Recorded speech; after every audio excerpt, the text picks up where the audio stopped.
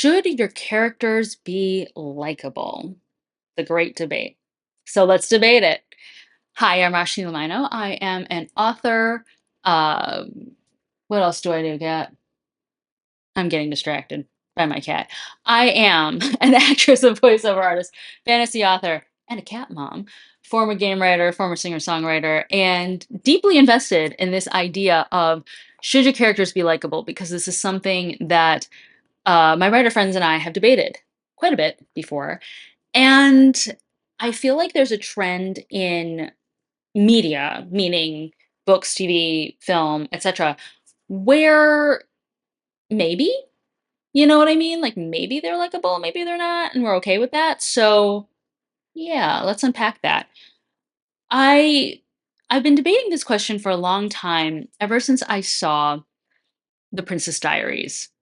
What kind of a it's because I had the DVD and I was watching the deleted scenes afterwards, and, it's something that Gary Marshall, the director, brought up. So, if you've seen The Princess Diaries, spoiler alerts, if you haven't, but basically, The Princess Diaries is about a teenage girl who, she's normal, awkward, just like us kinda thing, and then she finds out that she's actually the heir to the throne of a little country in Europe, and, once people find out she's a princess, hilarity ensues. And so, one of the things that happens when the media finds out she's a princess and tells everybody, she starts getting invited to a lot of things. So her best friend Lily is like, "Hey, will you come on my cable show and talk about being a princess? It'll help me get viewers." Mia, the main character, is like, "Sure, cool." Lily's brother Michael says, "Hey, would do you want to come to the shop that I work at as a mechanic? We'll work on the car, your car that I've been fixing and order pizza in." And Mia's like, "Sure, okay." And then on the heels of that, the popular guy Josh that she's been crushing on comes to her and says, "Hey, I'm going to this big beach party. Do you want to come as my date?" And Mia's like, "Oh my gosh, yes." Okay. So she's basically overbooked herself for one night. And she forgets to tell Lily about the beach party, but she does go to Michael and says, "Hey, I'm going to go to this party with Josh. Can we meet up another time?" And he goes, "Okay."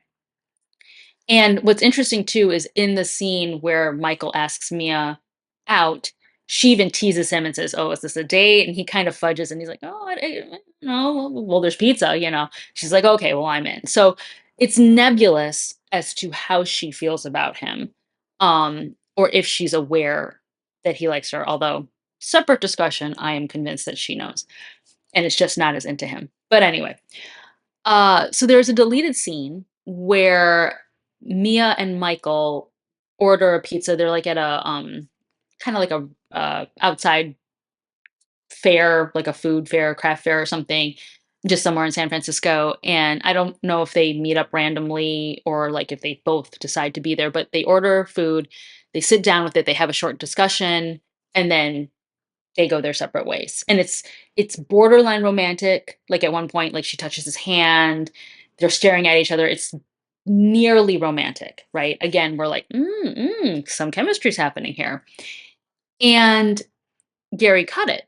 The director cut it because that scene fell right after. So Michael's asked her out, and then in the movie, without this scene, Lily asks her to do something Saturday. Michael asks her to do something Saturday. Josh asks her to do something Saturday. She goes back to Michael and says, "I'm going to do this thing with Josh." Michael's visibly disappointed. And then Mia goes to the party with Josh. This scene fell um, somewhere before that party. So basically, it would have been like Michael asked her out, Josh asked her out. She hangs out with Michael and then she ditches him for Josh. And so he took it out because it's really cute the way he says it. It made her look dorky, is how he put it. I'm like, I think you meant it makes her look like a jerk. But yeah, it does make her look, you know, at best, kind of like clueless about how Michael really feels about her and how she's sort of like hurting him and maybe playing with his emotions a bit. At best. At worst, it's like wow, you are mean. This guy obviously asked you out. You guys have had a moment and now you're just going to ditch him because popular boy is around. Like, wow, you're not cool. You're not a very nice person. And Gary Marshall says you have to protect your main character. And so it always made me wonder, and I get why he took the scene out. It always made me wonder, yeah, because when you watch the movie without that scene, you're like, oh yeah, and she has limited time with Michael until the very end, and she's like, you're the one I want. As far as likable characters, I always ascribe to that. But then we have the rise of the villain origin story, right? We have like Cruella, we have Maleficent, um, things like that, where now we're getting really into this idea of like, not that we can forgive the fact that you killed 101 Dalmatians, but we understand why you got there, Or maybe it really wasn't the way we thought it was, like Maleficent. It looked bad, but really this is what happened, and the whole reframing of the villain to give them a more sympathetic backstory. There are some villains that I really like. Like, for example, one of my favorite villains is Killmonger in Black Panther. You don't like what he's doing, like, you don't like the methodology, but you understand why he's doing what he's doing. Syndrome is another good example, from The Incredibles of a sympathetic villain. You don't like what he's doing. He's got a lot of blood on his hands, but you understand where he's coming from when his backstory is being revealed and being shaped throughout the story. And so do we have to have likable characters?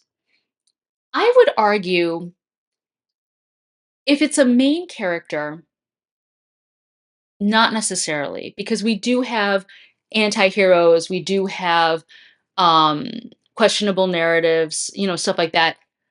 It depends on the genre, and it depends on, like, what you're trying to do. Like, in a romantic comedy, yeah, I think you need a likable character. There was a lot of backlash with the film, I believe it's Something Borrowed, because the way the main characters get together right off the bat is not the best, So, it just kind of throws everything that happens into I don't know. And so there was a lot of people don't necessarily like it because of the basic premise of the it's a book and a film of the property.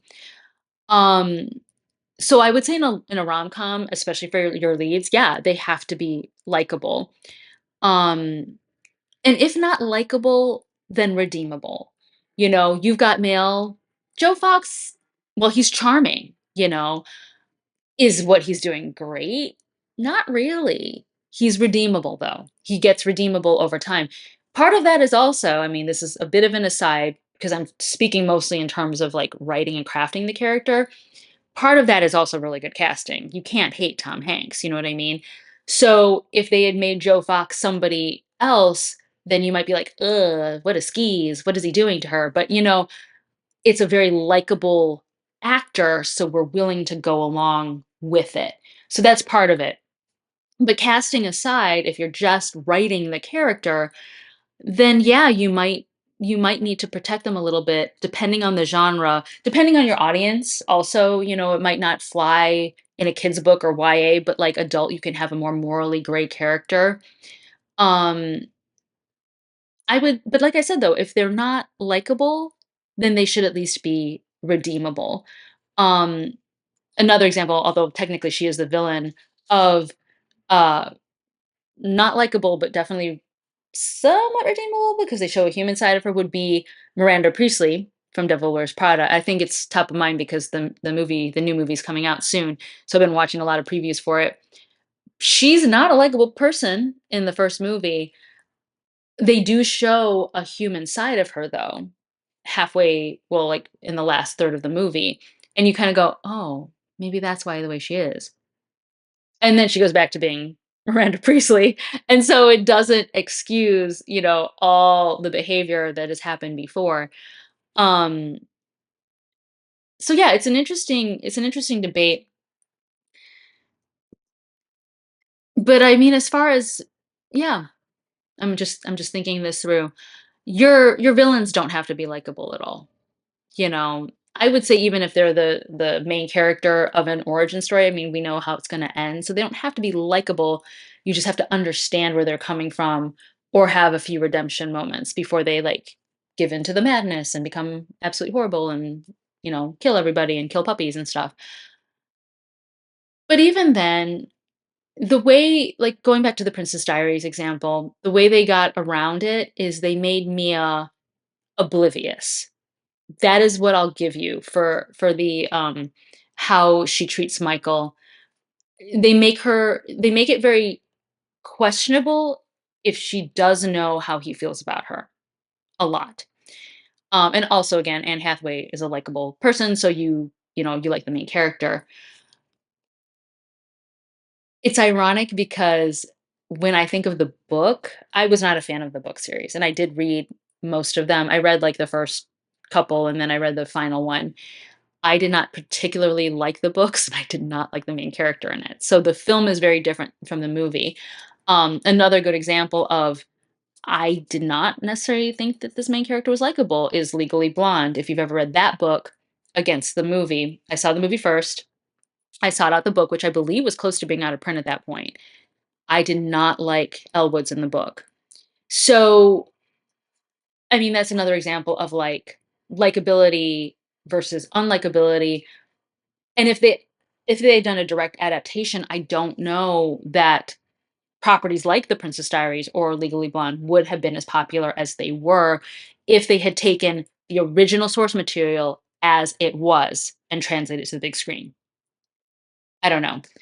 Um, One thing I remember about Legally Blonde, maybe it's been updated, I don't know, but Elle would just make snide comments about her fellow students, like, she had mean nicknames for people. She seduces Warner at one point while he's with Vivian, like, all this stuff where you're just like, I don't know, she's not very likable, whereas in the movie, you feel so bad for her and everything that's going on to her, and she's just such a nice person, you know what I mean? So, again, do they have to be likable? Maybe it's also dependent on the medium, you know? I don't know. Uh Maybe we can forgive things more in a book than we can in a movie. I'm not really sure. But I think it definitely is genre dependent, right? So, like, in a rom-com, you want them more likable than they have to be, say, in, like, a sci-fi or fantasy or whatever. Um, and if not likable, then at least we understand their motives, and there might be a chance for redemption. But I wanna hear what you have to say. Let me know in the comments below if you wanna keep the discussion going. I do have a Discord, so I'll put that in the notes. You can read my likable, non-likable characters in my own fantasy books. I'll also put those in the show notes as well. And yeah, if you found this video fun, helpful, whatever, you know where all the buttons are. Like, subscribe, share with your friends. Get out there and create your art with or without likable characters, because the world needs both, and the world needs your art. And I'll talk to you soon.